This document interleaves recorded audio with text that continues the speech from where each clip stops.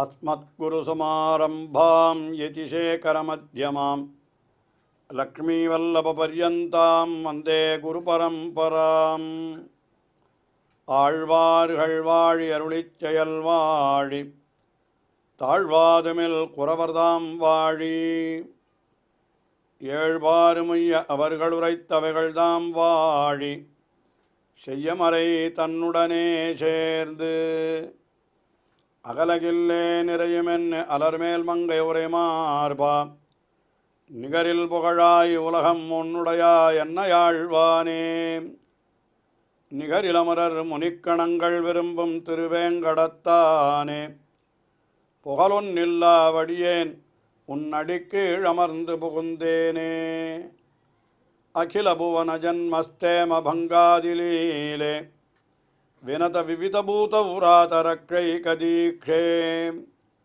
ஸ்ருதிசிரசி விதீப்தே பிரம்மணி ஸ்ரீனிவாசே भवतु मम परस्मिन् शेमुषी भक्तिरूपा श्रीमान् वेङ्कटनाथार्य कवितार्किककेसरी वेदान्ताचार्यवर्यो मे सन्निधत्तां सदा हृदि श्री वैष्णव आचार्यर्களிலே மிக அதிகமான ஸ்தோத்திரங்களை அருளி செய்தவர் என்ற பெருமையை உடையவர் வேதாந்த தேசிகன். அவர் பல பல திவ்ய தேசங்களிலே எழுந்தருளுள்ள எம்பெருமான்களை குறித்து பல ஸ்தோத்திரங்களை அருளி செய்திருக்கிறார். அந்த ஸ்தோத்திரங்களிலெல்லாம் ஸ்ரீ வைஷ்ணவ சம்பிரதாய தத்துவார்த்தங்களையும் சேர்த்து மிக அழகாக காட்டி கொண்டு வருகிறார் என்று நாம் பல ஸ்தோத்திரங்களை அனுபவித்து வருகிறோம். அந்த கிரமத்திலே இப்பொழுது வேதாந்த தேசிகன் அருளி செய்த ஞாச திலகம் என்கின்ற இந்த ஸ்தோத்திரத்தை நாம் அனுபவித்து வருகிறோம். ஞாச திலகம் என்கிற இந்த ஒரு ஸ்தோத்திரமானது சரணாகதி நெறியினுடைய தத்துவங்களை எல்லாம் நமக்கு நன்றாக விளக்கும்படியாக அமைந்துள்ளது. ஞாசம் என்றாலே சரணாகதி பிரபத்தி என்பதுதான் பொருள். அதுக்கு திலகம் போலே அமைந்திருக்கக்கூடிய ஒரு ஸ்தோத்திரம் இது என்கிறபடியினாலே இதற்கு ஞாச திலகம் என்று பெயர் அமைந்திருக்கிறது. அதிலே முதல் ஸ்லோகத்திலே ஆச்சாரியர்களையெல்லாம் வந்தனம் செய்தார். குருபியஸ்தத் குருபியஸ்ச என்று பூர்வாச்சாரிய பரம்பரை அவர்கள் அத்தனை பேரையும் வணங்கினார் முதல் ஸ்லோகத்தாலே. அடுத்தபடியாக இரண்டாவது ஸ்லோகத்திலே இந்த ஸ்தோத்திரமானது ஸ்ரீரங்கநாதனை குறித்து அருளி செய்யப்படுகிறது என்பதை தெரிந்து கொள்ள வேணும் என்பதற்காக பிராய பிரபதனே பும்சாம் பௌனப்புண்ணியன் நிவாரயன்னு ஹஸ்தா ஸ்ரீரங்கபர்த்துர்மாம் அவ்யாத் அபயமுத்ரிதா என்று அபயமுத்திரையோடு ஸ்ரீரங்கநாதன் எழுந்தருள் இருக்கிறான் அல்லவா, அதற்கு என்ன காரணம் என்பதை உருவகிப்பது போல மிக அழகாக என்ன தெரிவித்தார். பிரபத்தி என்கிறது எம்பெருமான் விஷயத்திலே ஒரே ஒரு முறைதான் செய்ய வேண்டும். சகிருதேவ பிரபன்னாய தவ அஸ்மீதி ச யாச்சதே என்று ராமபிரான் அருளி செய்ததாக நாம் பார்க்கிறோம் அல்லவா. ஆகையினாலே சரணாகதி என்கிறது ஒரு தடவை தான் செய்யப்பட வேண்டும், அதுக்கு மேலே அவசியமில்லை என்பதைத்தான் இப்படி வலது கையாலே போதும் போதும் என்று காட்டுகின்றான். பிராய பிரபதனே பும்சாம் பௌனப்புண்ணியம் நிவாரயன்னு என்று மறுபடியும் மறுபடியும் அதை செய்ய வேண்டிய அவசியமில்லை என்பதை தவிர்ப்பது போல தடுப்பது போலத்தான் அந்த ஹஸ்தத்தை இப்படி வைத்து கொண்டிருக்கிறான், திருக்கையை இப்படி வைத்து கொண்டிருக்கிறான் எம்பெருமான் என்று அந்த அபயமுத்திரையை மிக அழகாக வர்ணித்தார் இரண்டாவது ஸ்லோகத்திலே. இப்போ அடுத்தபடியாக மூன்றாவது ஸ்லோகம். இந்த மூன்றாவது ஸ்லோகத்தில் எம்பெருமானை சரணமடைவதற்கு முன்னாலே பிராட்டியை சரணமடைதல் என்பது முக்கியமாக சொல்லப்படுகிறது. அது புருஷகார பிரபத்தி என்றும் சொல்லுவார்கள் அதை. அதாவது நாம் எம்பெருமானை சரணமடைகின்ற பொழுது நம்முடைய குற்றங்களையெல்லாம் அவன் பொறுத்து நமக்கு அருள் புரிய வேணுமென்றால் அதற்காக நமக்கு பரிந்து பேசுபவர்கள் ஒருத்தர் வேண்டும் அல்லவா. அங்கே நம்முடைய தாயாய் இருக்கக்கூடிய பெரிய பிராட்டியார் அவள் நமக்காக அவனிடத்திலே பரிந்து பேசி நம்முடைய குற்றங்களையெல்லாம் அவன் பொறுக்கும்படி செய்கிறாள். ஆகையினாலே முதலிலே அவளை சரணமடைதல் என்பது சொல்லப்படுகிறது. அதனால்தான் ஸ்ரீ ராமானுஜர் கூட தம்முடைய சரணாகதி கத்தியத்திலே முதலிலே அந்த பிராட்டியை சரணமடைந்தார். பிராட்டியை சரணமடைந்து பாரமார்த்திகி பகவத் சரணாரவிந்த சரணாகதி யதாவஸ்திதா அவிரதாஸ்துமே என்று எம்பெருமானை நான் மேலே சரணமடைவது அது பொருத்தமாக அமைய வேண்டும் என்று நீர் அனுகிரகம் பண்ண வேணும் என்று அந்த பிராட்டியை பிரார்த்தித்து கொண்டார். அப்படி அந்த பிராட்டியை முன்னிடுதல் என்கிறது இந்த 3வது ஸ்லோகத்திலே தெரிவிக்கப்படுகிறது. சரணாகதி பண்ண வேணுமென்னால் பிராட்டியை முன்னிட்டு கொண்டு எம்பெருமானை பற்ற வேண்டும் என்பது இங்கே தெரிவிக்கப்படுகிறது.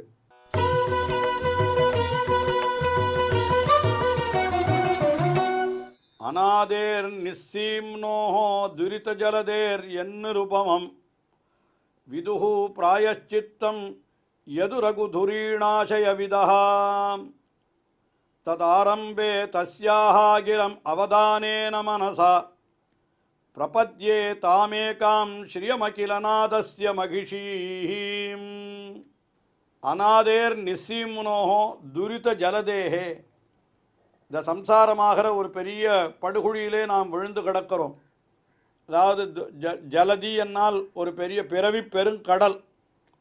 இந்த பிறவி பெருங்கடல் என்கிறது எப்படிப்பட்டது என்று நாம் சற்று ஆராய்ந்து பார்த்தால் அநாதேஹே, அனாதியானது. என்றைக்கு நாம் பிறக்கத் தொடங்கினோம் என்பதே நமக்கு தெரியாது. பாபம் என்றைக்கு நாம் செய்யத் தொடங்கினோம் என்பது நமக்கு தெரியாது. அதனால் அநாதேஹே நிஸ்ஸீம்னோஹோ, அது எல்லையற்றதாய் முடிவற்றதாயும் இருக்கிறது. அப்படிப்பட்ட துரித ஜலதேஹே, அப்படிப்பட்ட பாபக்கடல். அந்த பாபக்கடலுக்கு எது ஒரே வழி என்னால் அந்த எம்பெருமானை சரணமடைவதல் ஒன்றுதான் வழி. அதைத்தான் சொல்லுகிறார், என் நிருபமம் விதுஹு பிராயஷ்சித்தம். இது எப்பேற்பட்ட பாவங்களுக்கும் பிராயஷ்சித்தமாக எது சொல்லப்படுகிறது என்றால் அந்த எம்பெருமானுடைய திருவடிகளை சரணமடைதல். நீயே உபாயமாயிருந்து என்னுடைய பாபங்களை எல்லாம் நீ பொருள்படுத்தாமல் இருந்து எனக்கு நீ அனுகிரகம் பண்ண வேணும் என்று எம்பெருமானை பிரார்த்தித்து கொள்ளுகிறோமே. அந்த பிராயச்சித்தமாக அமைவது எது என்னால் எம்பெருமானை சரணமாக பற்றுவதுதான். அது எங்கே நமக்கு தெரிவிக்கப்பட்டிருக்கிறது என்று பார்த்தால் யதுரகு துரீணாசய விதஹா. யதுகுலத்திலே கண்ணபிரானாக அவதரித்த பொழுதும் ரகுகுலத்திலே ராமபிரானாக அவதரித்த பொழுதும் கூட அவன்தான் இந்த வழியை நமக்கு காட்டி இருக்கிறான். அவன் சொல்லியிருக்கிறான். என்ன சொல்லியிருக்கிறான்? மித்திர பாவேன சம்பிராப்தம் நத்தியஜேயங் கதஞ்சனா. நண்பன் என்கிற பாவனையோடு வந்தாலும் சரி, அவனை நான் கைவிட மாட்டேன்.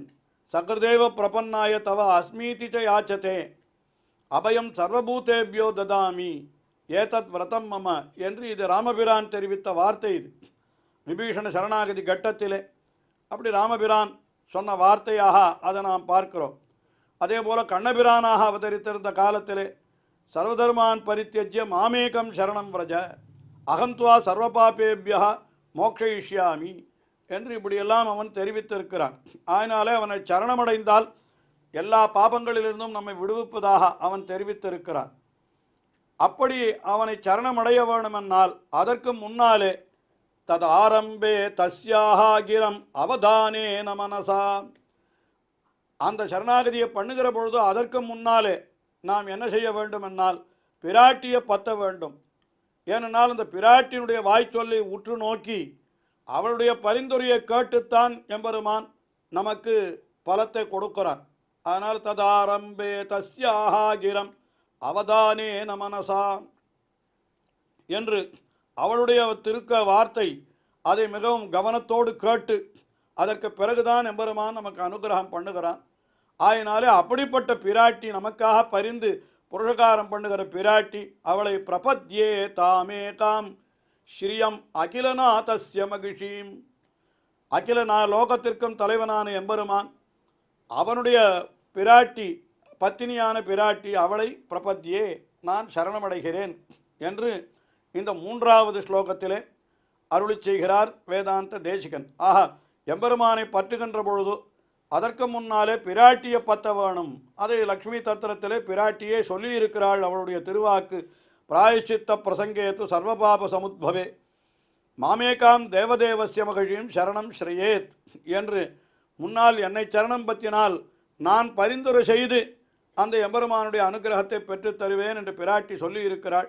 ஆகையினாலே அந்த பிராட்டியை முதலிலே பற்றுதல் என்கிறது இந்த ஸ்லோகத்திலே தெரிவிக்கப்பட்டுகிறது.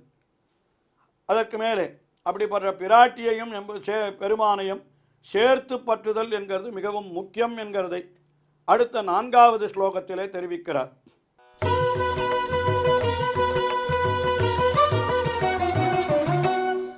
மகேந்திராக்னா விஷ்ணு பிரபுதிஷு மகத்வ பிரபுதிவத் பிரபத்தவ்யே தத்வே பரிணமித வைசைஷ்ட்ய விபவாம் அதிருஷ்யத்வம் தூத்வா கமிதுஹு அபிகம்யத்வ ஜனனீம் ஸ்ரீயம் சீதாபாங்காம் அகம் அசரணஹ யாமி சரணம். மகேந்திர அக்னா விஷ்ணவ் பிரபுதிஷு, அதாவது மகேந்திரனை குறித்து ஒரு யாகம் செய்யப்படுகிறது என்று சொன்னால் அப்பொழுது அந்த இந்திரனுக்கு மகத் என்று ஒரு விசேஷனம் சொல்லப்பட்டிருக்கிறது. அது எப்படி இந்திரனை விட்டு பிரியாதோ அதுபோல எம்பெருமானை விட்டு பிரியாதவள் பிராட்டி. அது இந்திரனுக்கு மகத் பெருமை என்கிறது விசேஷணமாக இருக்கிறா போலே பிராட்டியும் எம்பெருமானுக்கு விசேஷணமாக இருந்து கொண்டிருக்கிறாள் என்ன அத்தையன் சொன்னார். அதே மாதிரி இன்னொரு விஷயமும் சொல்லுகிறார். அக்னா விஷ்ணு பிரபிருத்திஷு, அக்னா விஷ்ணு என்று ஆக்னா வைஷ்ணவம் என்று ஒரு யாகம் செய்கிற பொழுது அதில் அக்னி விஷ்ணு இருவரையும் சேர்த்தே அதை அவர்களை குறித்து யாகம் செய்ய சொல்லி இருக்கிறது. அதுபோலத்தான் இங்கே பெருமான் பிராட்டி இருவரையும் சேர்த்துத்தான் பற்ற வேண்டும்.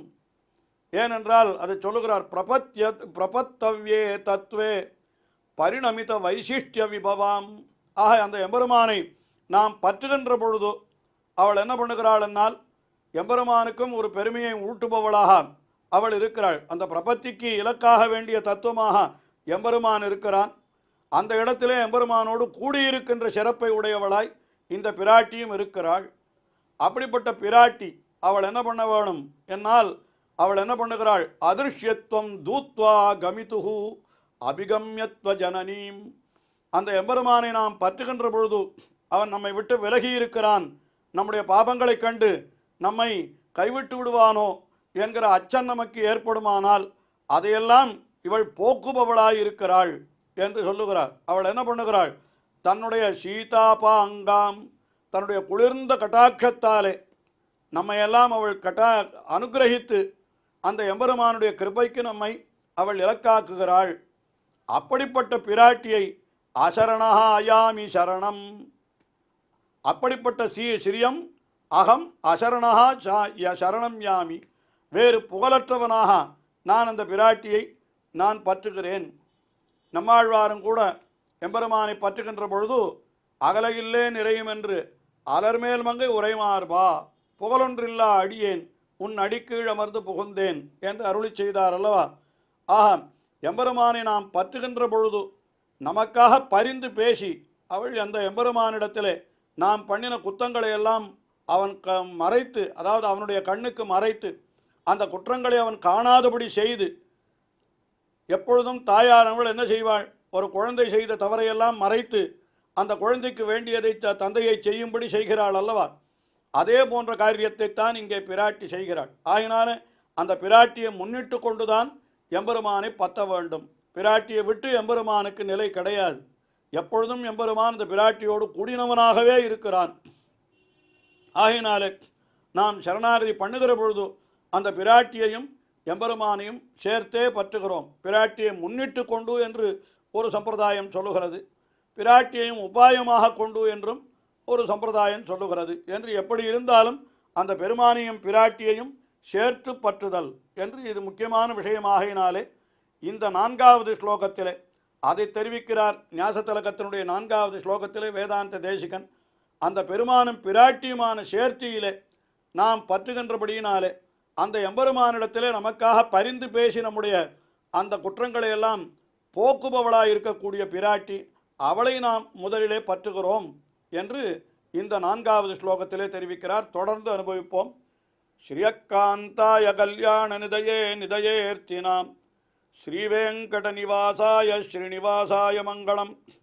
ஸ்ரீமத் சுந்தரஜாமா திருமுனிமானசவாசினே சர்வலோக நிவாசாய ஸ்ரீனிவாசாய மங்களம்.